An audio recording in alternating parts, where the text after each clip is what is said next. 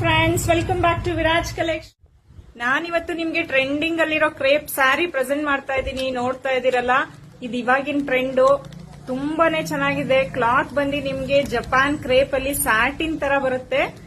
Easy to drape. ನೋಡ್ತಾ ಇದೀರಲ್ಲ, ಇದು ತುಂಬಾನೇ ಚೆನ್ನಾಗಿದೆ. ಈಸಿಯಾಗಿ 2 ಮಿನಿಟ್ಸ್ ಅಲ್ಲಿ ವೇರ್ ಮಾಡಬಹುದು ಇದನ್ನ. ಇದ್ರಲ್ಲಿ ಕಲರ್ಸ್ ಬಂದಿದೆ, ತೋರಿಸ್ತೀನಿ ನೋಡಿ. Purple with white combination,